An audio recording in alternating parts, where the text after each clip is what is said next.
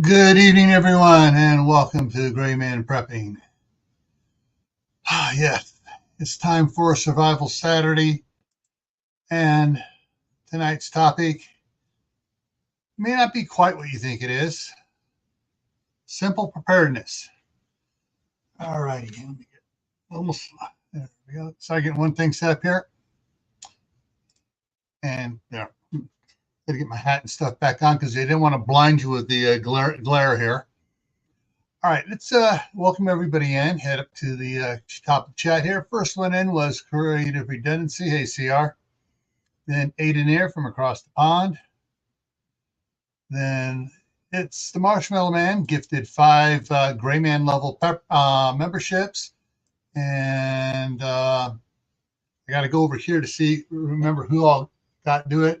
Where is it? Okay, so the memberships went to Aiden Air, Shawnee Shave, Checked Off, Don't You Know, and Rip Curl Readiness.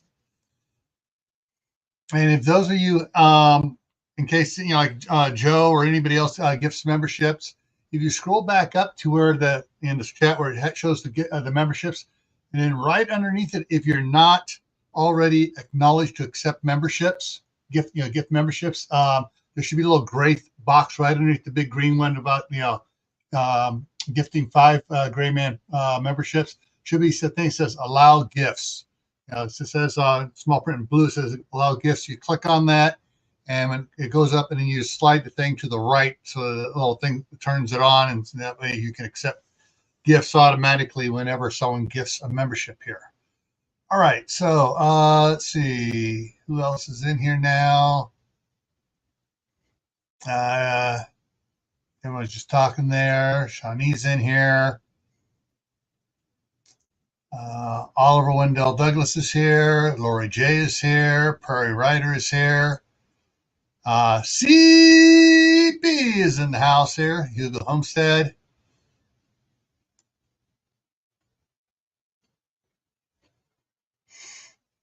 And let's see here. Everyone's talking. Good, cool. All right. So, simple preparedness. Go ahead and kick it off here. We got 9 people watching. I'm not sure how many. The thing doesn't show how many thumbs up I get. YouTube's screwing their stuff up. I have noticed that on some of them, on my videos, people coming in, they'll be like 0 thumbs up. But there'll be like 5 people in there that have made comments that I know do thumbs up. Then all of a sudden, boom! I got 6 thumbs ups. It's like, anyways. All right, Kimberly's in the house. Hey. All right, so head back over this for a second. So simple preparedness. What am I talking about? Simple preparedness, and what are we preparing for? Well, we ain't preparing for this. That's for sure. All right. And that's what we're preparing for. When I'm thinking simple preparedness, I'm thinking you're getting all your stuff done for simple reasons for needing stuff. Band-aids, some basic water supply, because hey, simple things that happen all the time. Depending on the part of the country in, it could be a tornado, it could be a earthquake, it could be a hurricane, it could be a winter storm that just takes out the power or ices up the roads where you can't get out. And it froze. You have the simple things with you to take care of the things that are going on. We're not talking SHTF or Twaki. We're talking simple things that happen all the time, and we need to be prepared for them. And it's upon those being prepared for those simple things we build for the more elaborate things.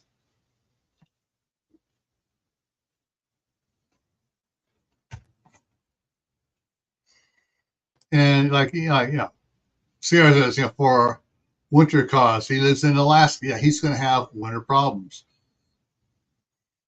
and simple things, mittens, gloves, long johns, having to, the simple things you go out and get that are maybe the normal things for you, but having sure you have them or maybe multiple of them for when things go wrong.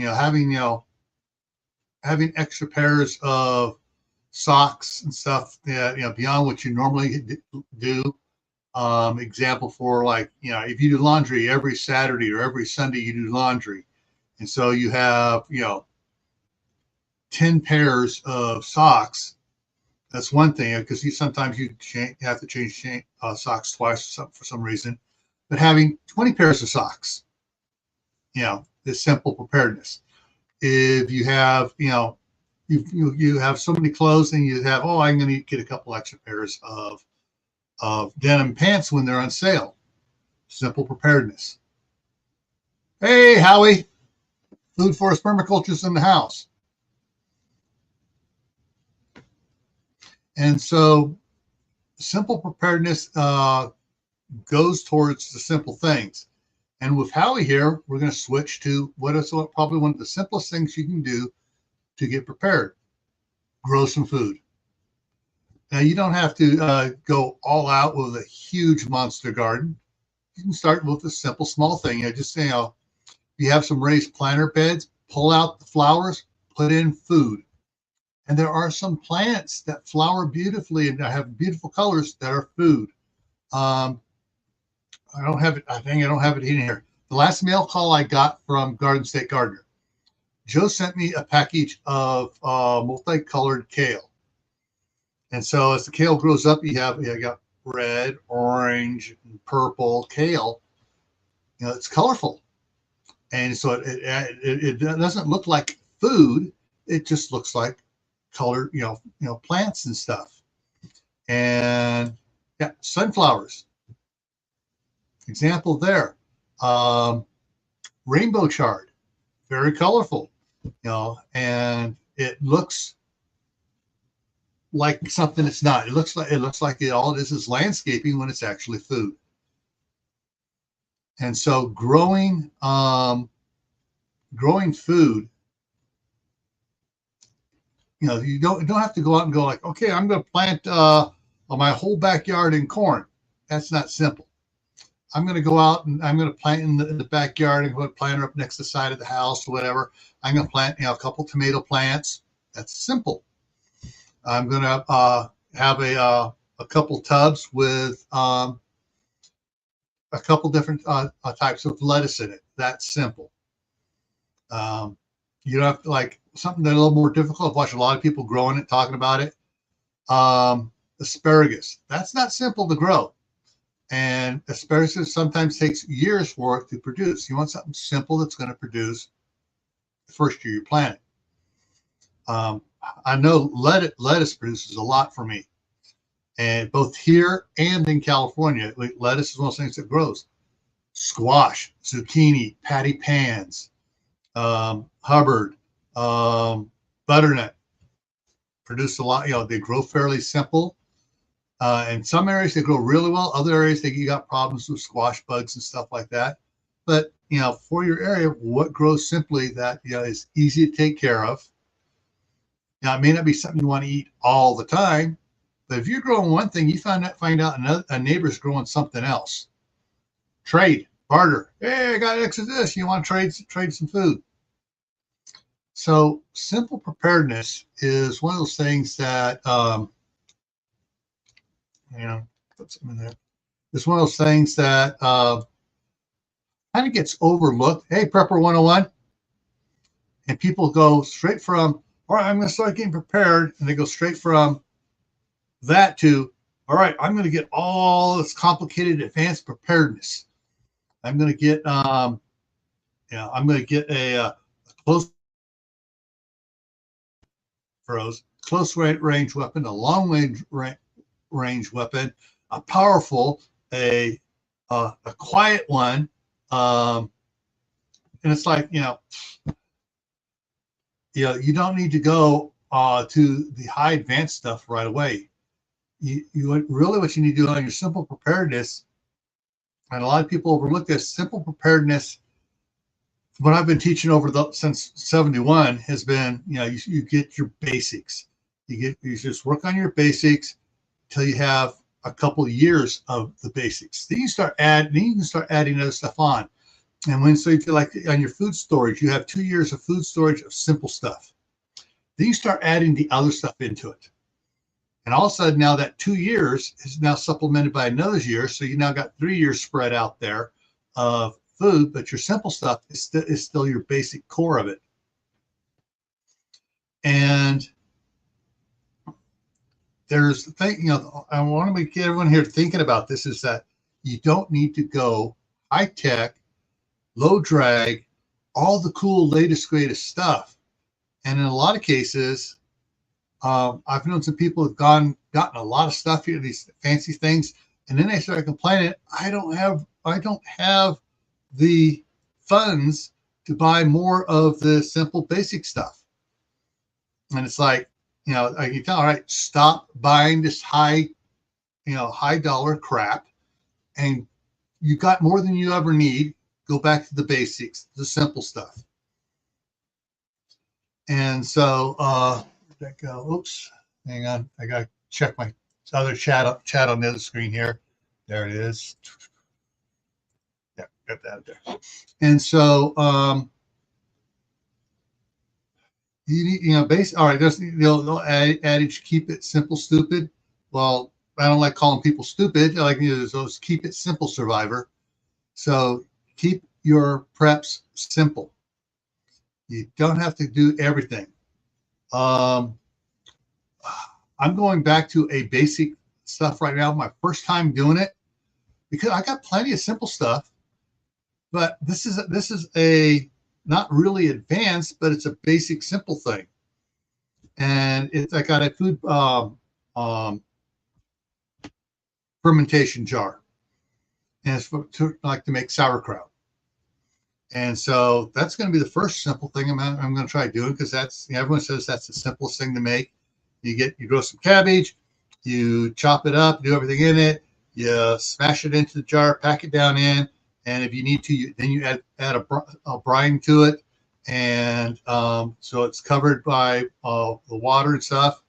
And here comes Lewis. Device not connected yet. There it is. Boom. And the device is still trying to connect. And so, I make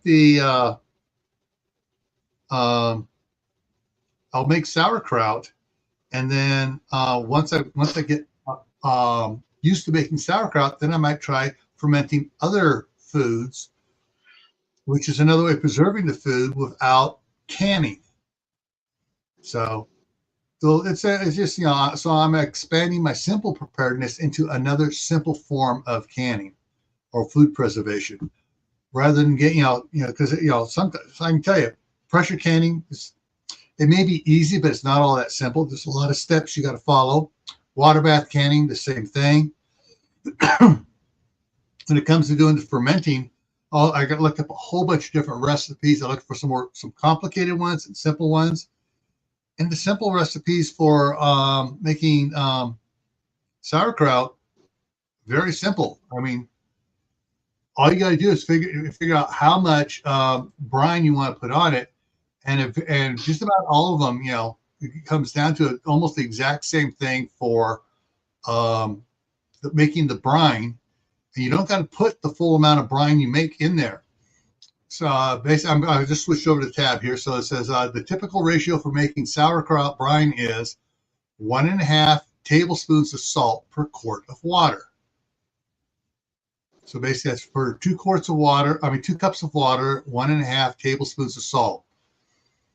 And so if you only need to put in 1 cup in there, you cut the salt, you make 1 cup water with 2.25 teaspoons. And that's just it makes that brine to cover up the sauerkraut, and it's simple. I add a few extra cans or rice or pasta. Add the simple stuff a little bit. And I'm going to jump back here real quick. back to first aid. You know, simple extra preparedness. Do you have a first aid kit in each vehicle? Do you have a first aid kit in your get home bag? Does it have to be a big elaborate one? No, it can just be a simple. If it's in your get home bag, you're not going to have. You're not going to need to build up a huge monster first aid kit for a get home bag, especially if you only expect it to take you 4 hours to walk home. You know. Yeah, sometimes I guess the most simplest get home first safety thing, first aid kit is toilet paper, electrical tape, and polysporin. Mm-hmm. Maybe one of those little packages of moleskin, because if you're not used to walking that far, you may start to get a blister, so you want to put some moleskin, add some moleskin in there. Band-aids, multiple size band-aids, because if you're walking a lot in an area that's been, I don't want to say devastated, but it's had some of the problems and stuff, and there's some debris around, you don't want to be slipping and falling. If you do slip and fall, you want to be able to take care of it really quick. So, I mean, you're looking at just basically one of those little personal first aid kits about that thick, about that square, and you just customize it for your get home bag. There's, simple things like that to make it so that you're prepared, but you're not going to need Doc Bones and Nurse Amy's, big old color book on medical procedures. For when help's not on the way, not going to need that. You just need simple first aid to get you from point A to point B, and hopefully you won't even need it. If you can get from work to home, and you're able to do it without needing your first aid kit, perfect. So then you wouldn't need to have a big 10-pound first aid kit in your bag.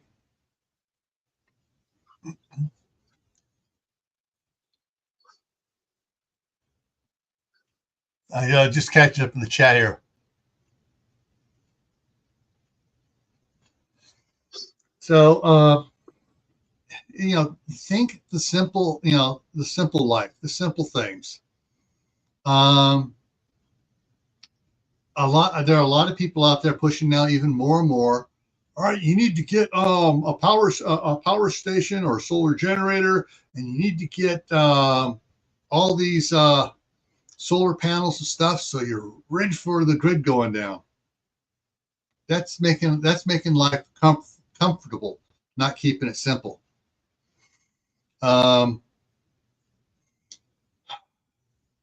That's you're going to get all that power stuff. That's after you have all your simple stuff taken care of.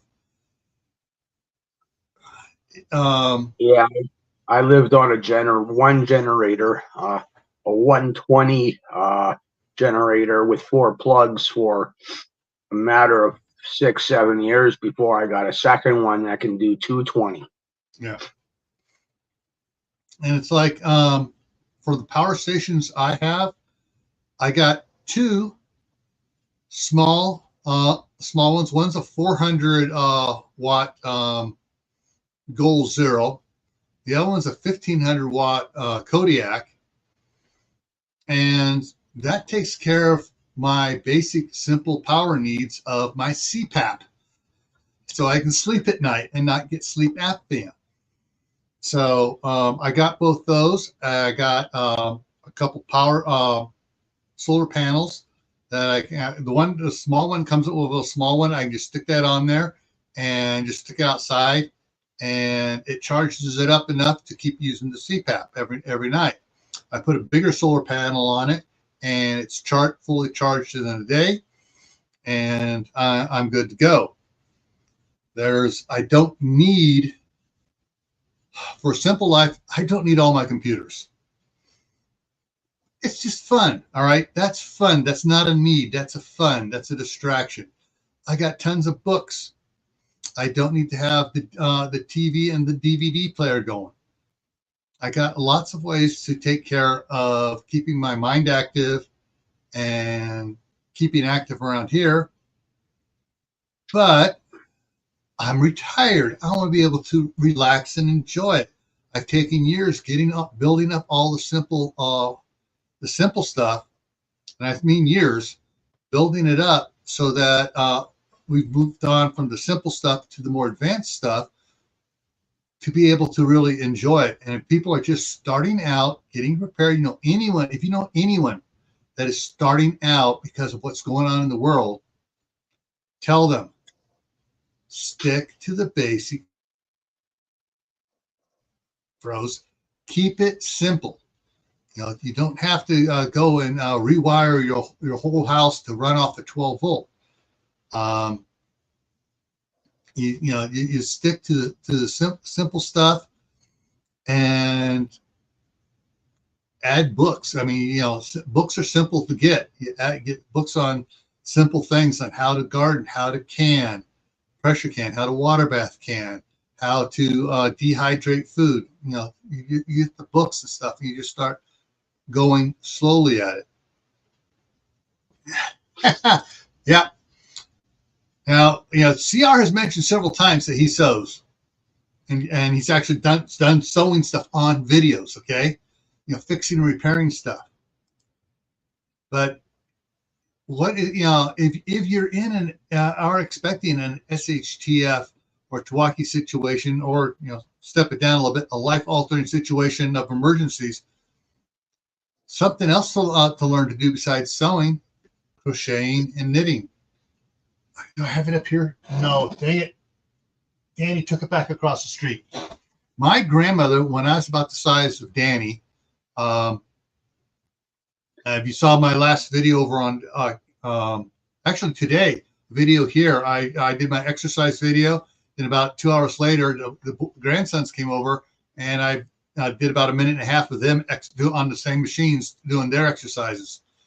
Hey, Jeremy, Tennessee Tactical One is in the house. And the boys were there.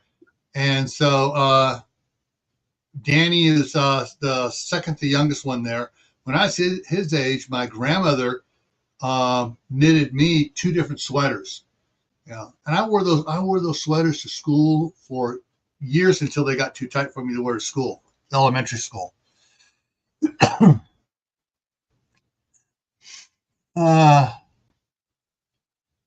That's okay. I'm going to jump over to say, okay, go back up here. Where was the sewing? The sunflowers. That I'm just catching because a bunch of names. Just okay. Okay, cans of rice and beans. Yeah, first aid kit. Oh, yeah. So there is. I'm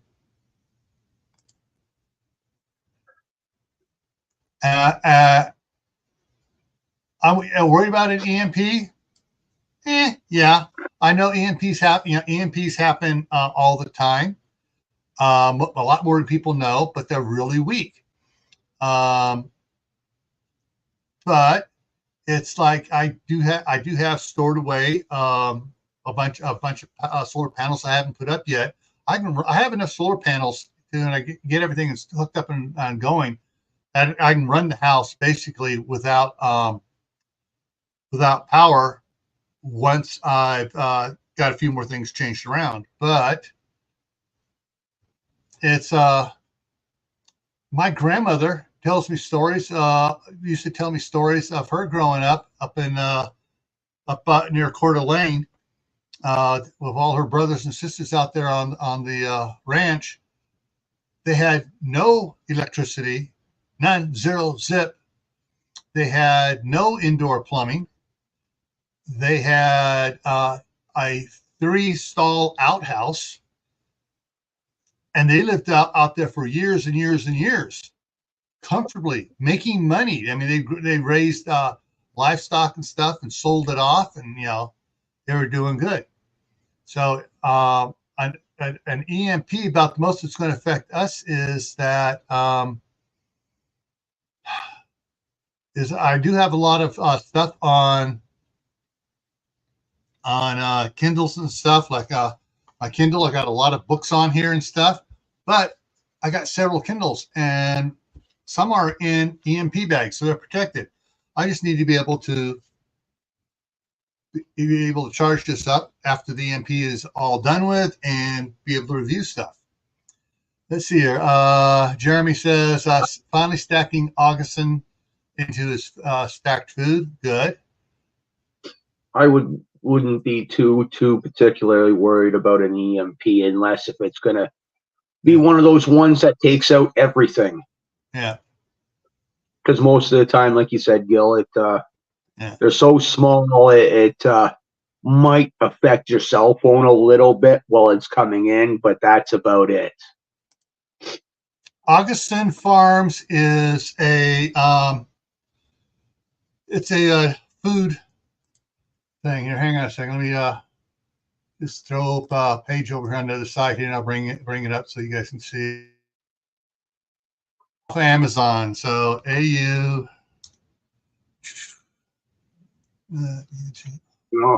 Augustin Farms. There it is. Came up right away. And so here, you got all this, dehydrated potato slices, powdered butter, honey milk white bread scone, and roll mix, peanut butter powder, freeze dried white meat chicken. You got your berries, your vegetables packs. You got a lot of stuff in the Augustin Farms. Oh, the powdered milk.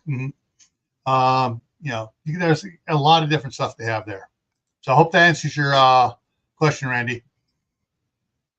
And I got nothing against freezer dried food, but if I was to go that way as well too, I would save my money up and get a freeze dryer. So, and okay, you check, and how I would do that is, check the freeze dried place and see what their food costs and kind of make a budget on what to save. And okay, I can afford this much every month and put it aside till I can get a freeze dryer, and it pays for itself, right? It really does. Yeah. And I've seen that on a few other big channels. All right, Jeremy, what is OTCS? Because I know someone's going to ask about that one too. So, and that one I'm not sure about. Hey, Laura, how's it going?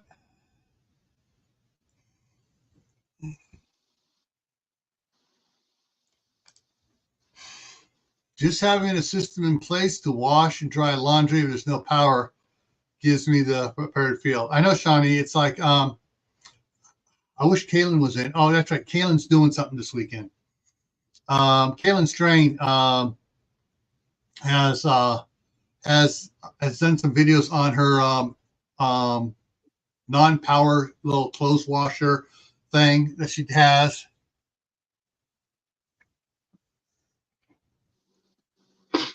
Okay, hang on. I'm just trying to make sure I don't miss it coming through there.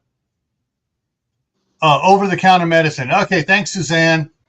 Hey, sometimes acronyms just, I can use the same acronym, and then next week it's like,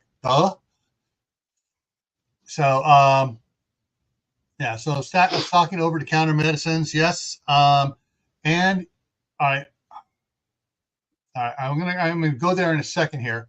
I'm already forgetting something. Going back to Kaylin. Kaylin's talked about the ways to do laundry and stuff. She has one of those hand crank things for washing small loads of laundry and stuff, and that helps out there. And just trying to think, there's some other thing that I was going back up here.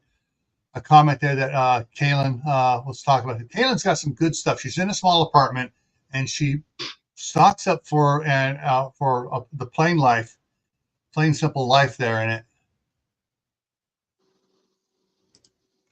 Some gear like and resources like water, food overlap. Yeah. Okay. So over-the-counter medicines. There is. I know I've talked about it. Dave at Southern Ohio Prepping has talked about it when he was doing live streams and online with me.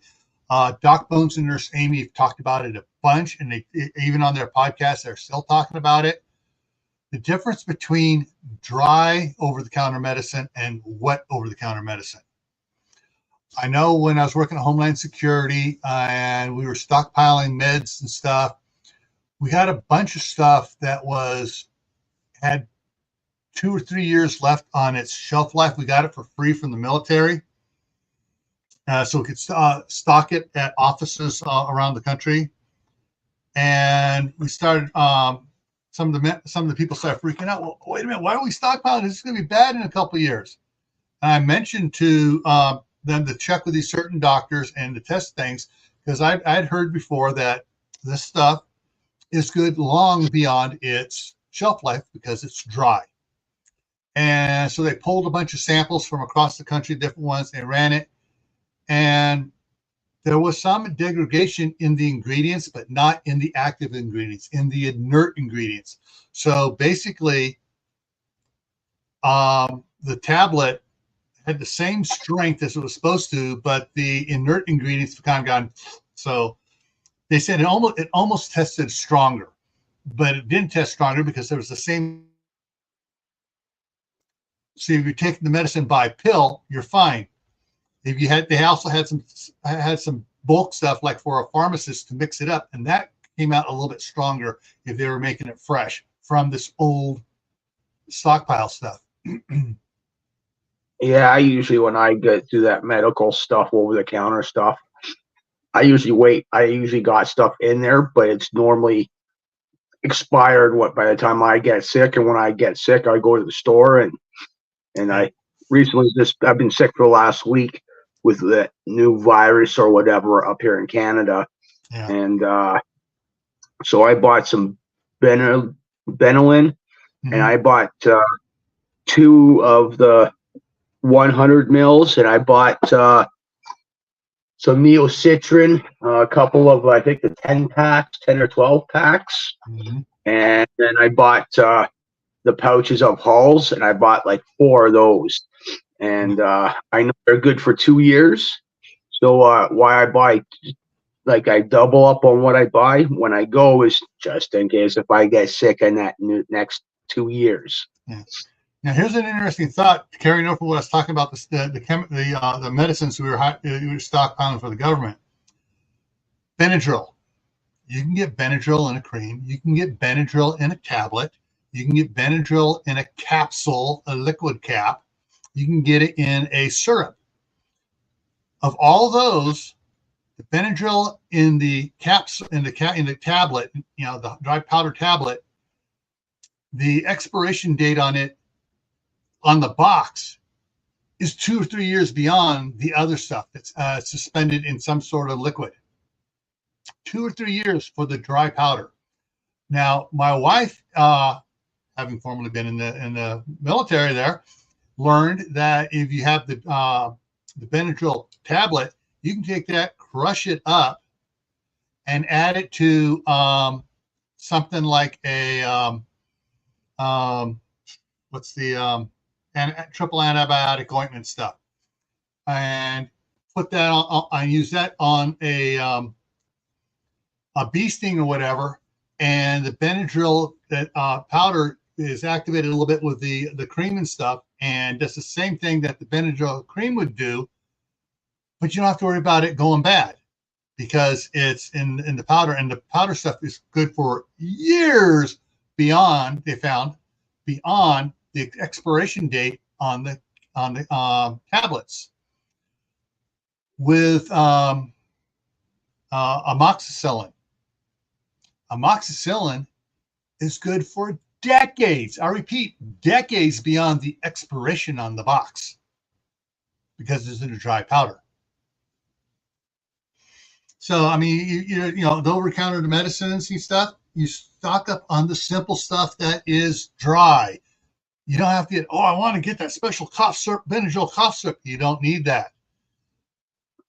You get the tablets, and if you need to make a Benadryl cough syrup, there are videos out there on how to take the capsules and how to make a Benadryl cough syrup. Yeah.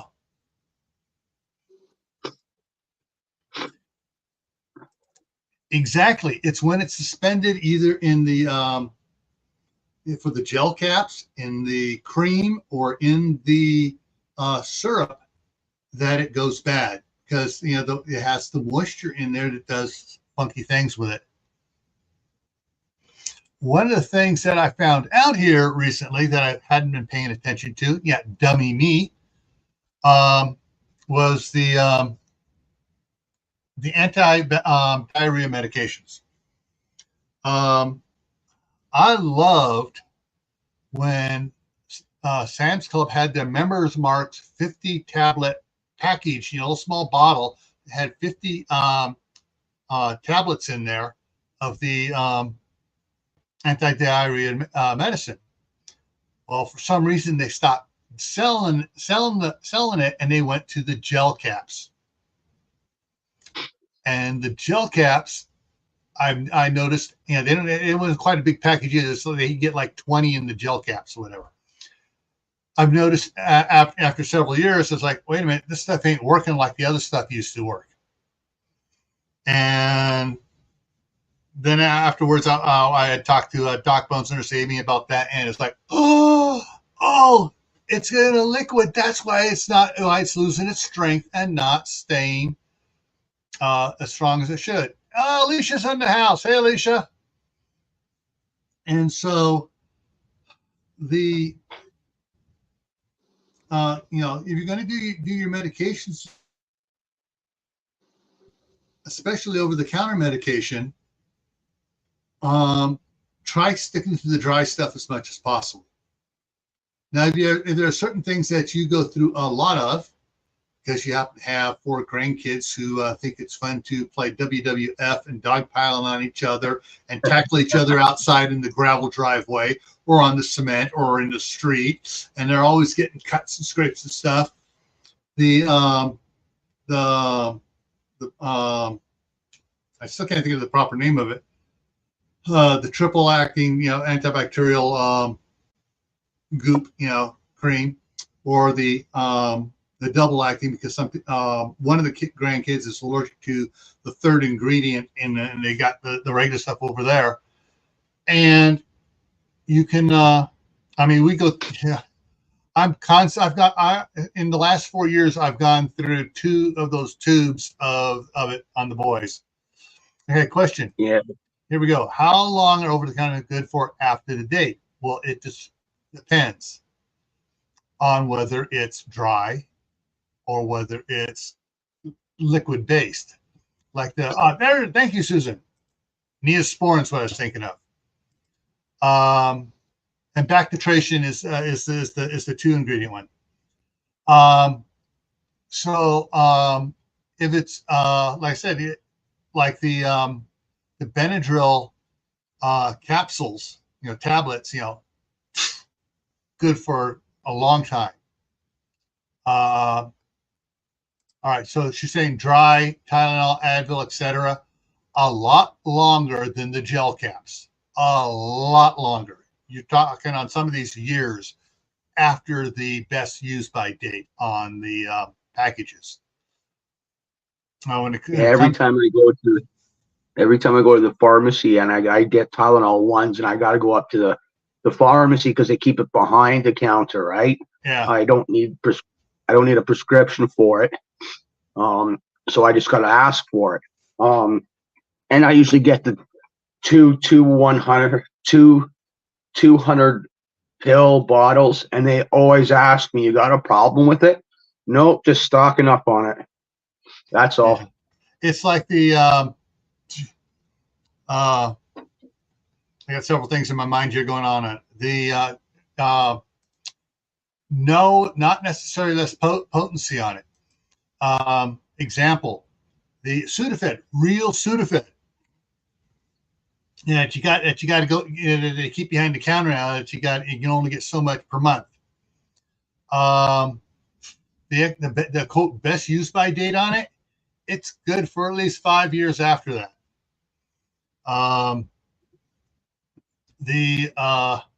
But with my wife and my daughter, and now I'm starting to get a little bit the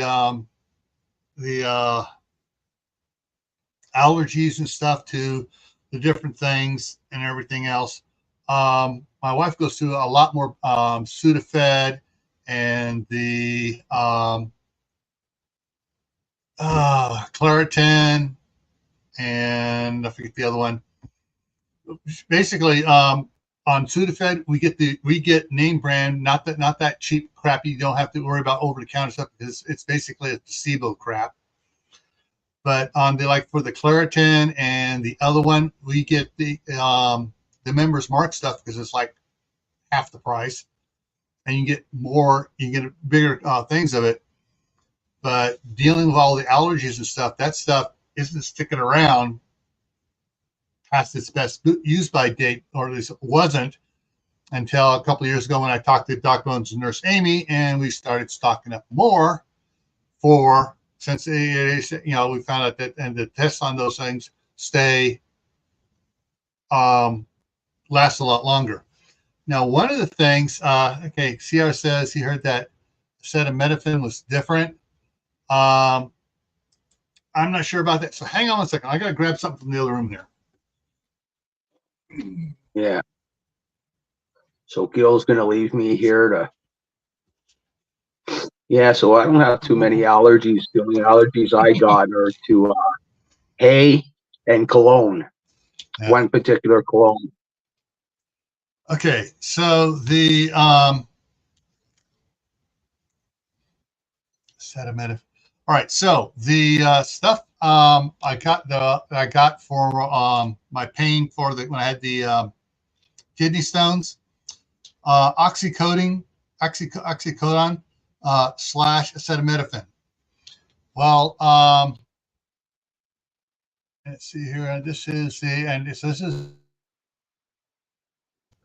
froze. This is there's 325 milligram tablets in here. Years old, still works. I have some others in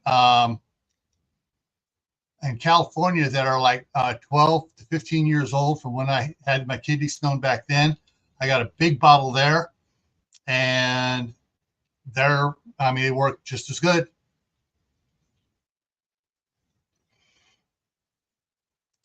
Ouch. You can only buy 2 packs of ibuprofen at a time. Wow. Ibuprofen, we get the big, huge Costco bottles of it, 250 tablets. And those come in a 2 pack of those. Let's see what we got here. Yeah. Aspirin does break down, especially if it becomes damp. If you have a sealed bottle of aspirin with the total seal on it stuff, so it's you can see it's got the airtight bubble on it still. It lasts longer. But once you pop that seal and moisture gets to it, aspirin breaks down.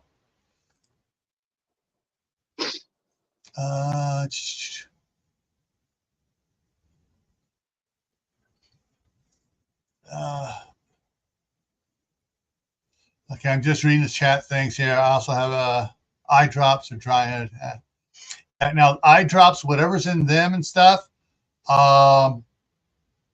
is because it's moisture based. It's not going to last as long. Okay. I reuse the eye drop things. Once they run out, I'll fill them up with water and use it like that as an eye drop. Yeah. Now the thing is with the what really let me go back up with that eye drop stuff. There have been several recalls on affecting different companies and expanding on eye drop stuff. So you got to make sure on the eye drops what you're getting isn't one of the contaminated stuff for everything else. And Tammy's in the house. Hey, Tammy. And Tammy's asking the pointed question of CR, are you hungry?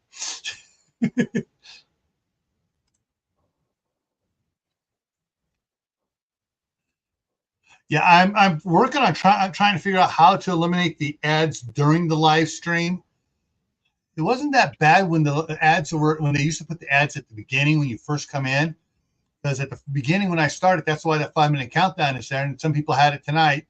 had an ad pop up as soon as the countdown starts. So that's why I had that 5-minute countdown, because I used to be getting 2, 3, 4-minute ads on the videos back in the day. Okay.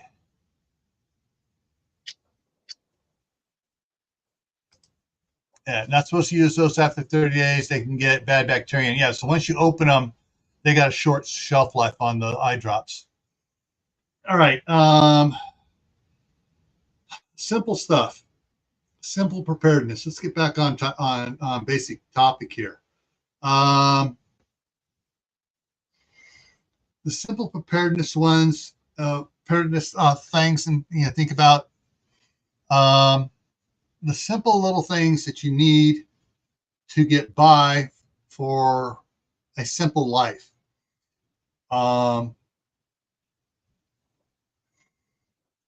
Rubbing alcohol.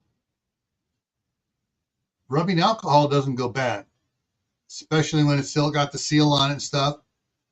That's something else. You stock up an extra rubbing alcohol. Oh, why do we need to have extra rubbing alcohol besides wounds and stuff? If you got glasses, and you have some of the lens wipes, but even in these things, I've noticed these after 3 or 4 years start to dry out, but it has the right type of fabric in it. So all I just need to do is put a couple drops of rubbing alcohol on there, and it cleans the glasses just fine. Yeah, I was just thinking they're rubbing alcohol and Vaseline.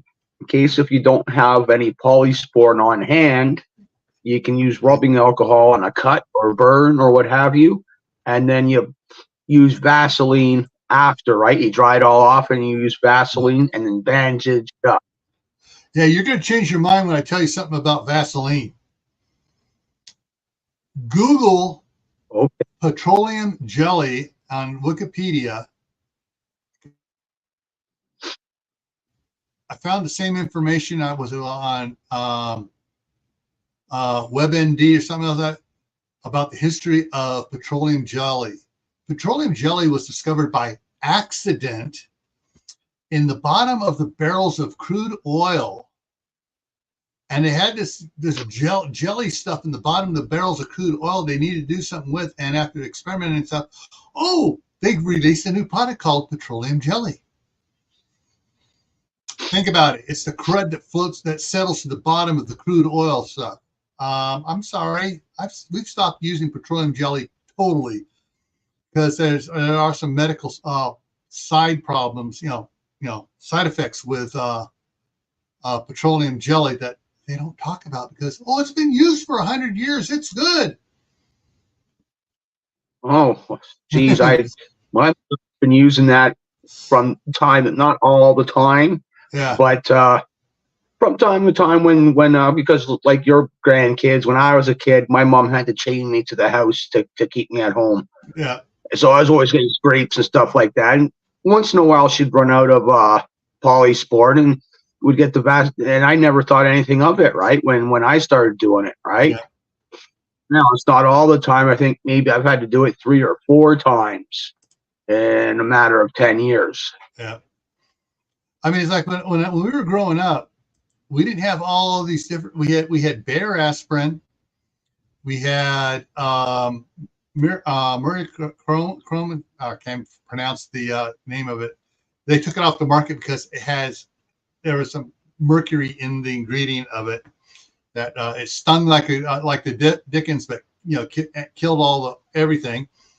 And was it ST37, and what was the other thing we had? Those were the only things we had in the medicine cabinet. Yeah. There we go. Thank you, Suzanne. Yes. And there's just it's like we survived. With just a few things. We didn't need to have 300 different types of painkillers and disinfectants and everything else. And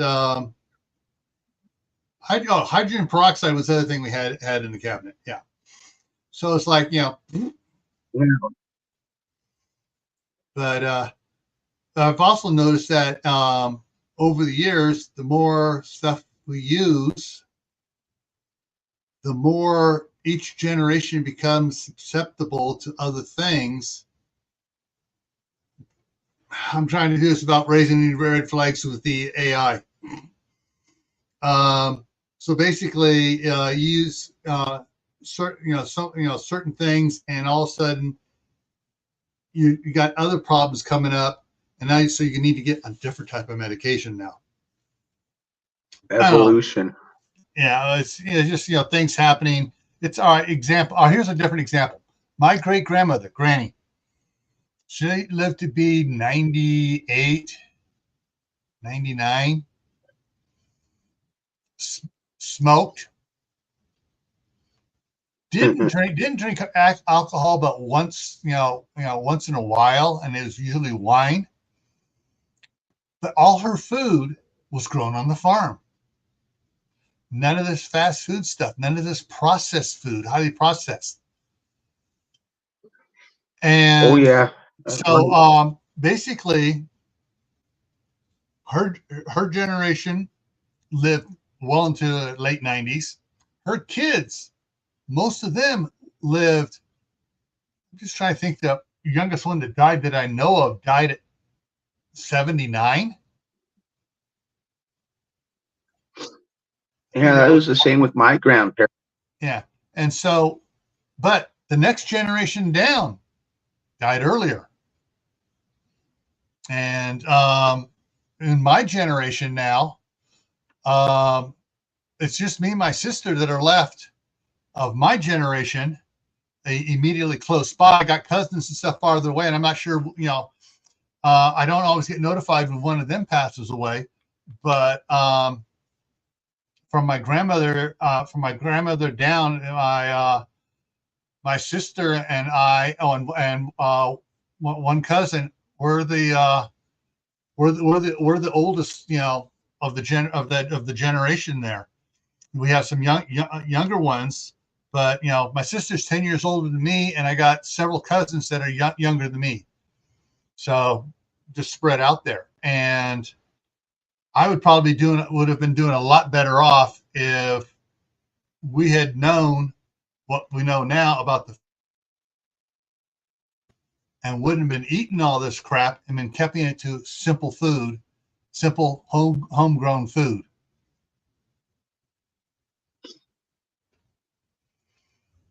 Yeah, that red iodine stuff. I don't know if they make it anymore, but I know on the farms, they always got a boatload of that stuff lying around, especially if they're breeding. Red iodine. When I type red iodine in, I got several different ones selling. There's iodine tinctures, iodine solutions. I'm not sure if any of them are the red iodine, but they're showing. Here we go. Wikipedia popped up right under it. All right, so povidone, iodine. Used as an antiseptic for skin disinfection before and after surgery. That's the same type of red stuff that you used to sell. Yeah. So, there's. So I'm going to take the name of that, go back, and see what comes up when I do it this way. Yeah. So you can still get. Yeah. Some of it is still listed as the. There we go. So you got the iodines, different iodines there that begins with the P one. So yeah. Hey, our treasured homestead, how's it going? So one of the things I wanted to get across to everybody tonight is try to take some of your preps and stuff back to simple stuff, and same thing with some of your dietary stuff. Go back to the simple stuff. I mean, it's like I got I got the thing from it. I bought it this day. It's called Sauerkraut. It's a half-gallon crock for making sauerkraut and other fermented foods in. And so I'm going to be going back to some of that stuff because found out that, all the sauerkrauts that you buy in the store in a jar that have been processed, and it says pasteurized on it, it's killed all bacteria, good and bad. All the probiotics, all the prebiotics in it, all dead. So basically, you just have cooked cabbage. Your yogurts, check your yogurts. If your yogurts are pasteurized, all the good probiotics and prebiotics in the yogurts are dead. Now, I know we Yeah, have. and look, I noticed on some yogurts when you get the flavored ones, they got more ingredients in them. Mhm. And when you get the natural ones, I've got one in I forget what kind it is, but I got one in my fridge, and it's got 3 ingredients. Yeah. All right. I'm trying to think back when we did it. It was back in November. Maybe near the early part of November, maybe it caught the last of October. But here on Survival Saturday, I had Dr. Paula and Dr. Ron up here, and we're covering the probiotics came up in the chat, and they ran with it, and a lot of the information they were talking about the different types of yogurts and stuff, and some of them say they've added after some pasteurized, they add back in certain probiotic enzymes and stuff back into it. But then there's also some of those are just fake claims that they really didn't add it back in. So if you're going to do yogurt, like Anthony at Preparedness says, make it yourself. So that's one of the things to consider there is to get the simple stuff that my grandmother, they used to make cheese and stuff, and they used to make cottage cheese, and the cottage cheese they made back then was loaded with probiotics and prebiotics. So grab something over here. I see we're hitting the top of the hour here. Come on. There we go. All right. So coming up on Monday on Camp Patton Family Compound, the topic is going to be canning stews. We're going to talk about canning stews, ways to do it. And Tammy, I will get you the link for Monday. It starts at 8 o'clock Eastern time for the Monday Night Fireside Chat. We're going to talk about stews, canning stews, and not just beef stews. I want to talk. I'm digging out recipes for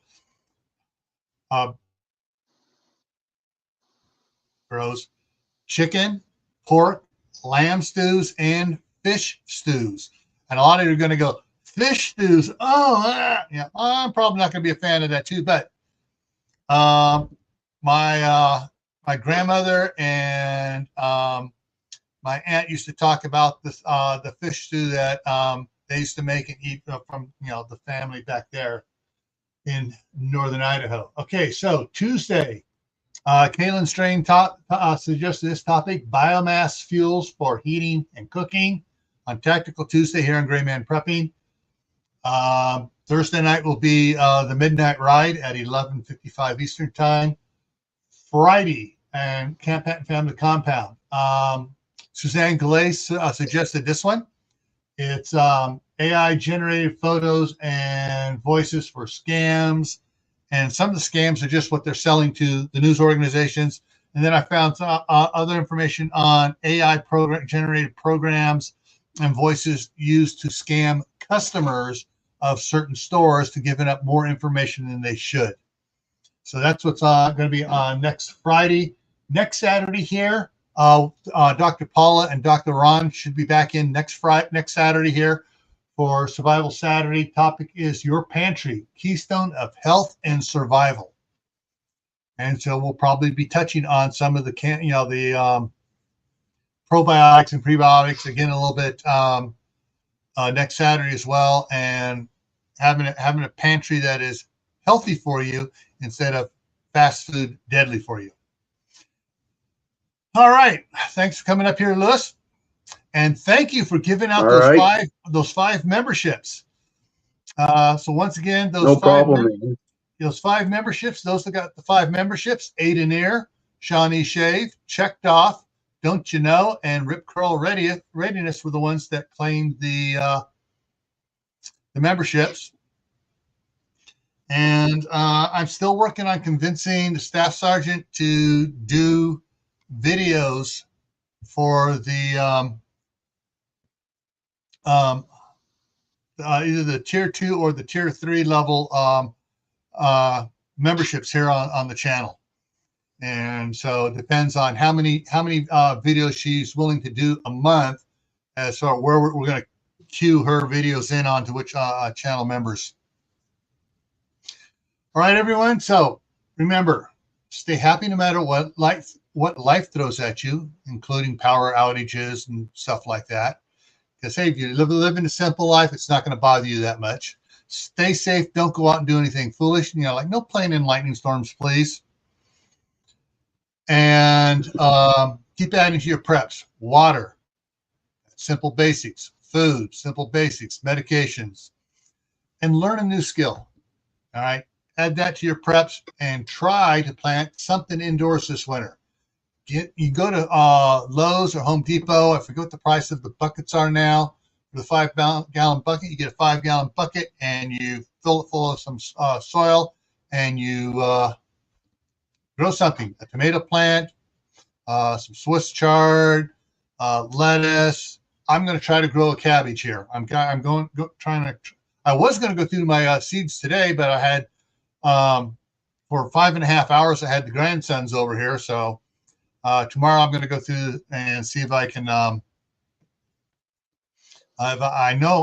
positive that Joe gave me a package of cabbage seeds. So if I got cabbage seeds, I'm going to try planting some cabbage this winter. We'll see how well that goes. All right, everyone. Thanks for coming by. Stay safe. Have a good night. And we will see you hopefully on Monday for canning stews over on Camp Patton Family Compound. See you around. Have a good night.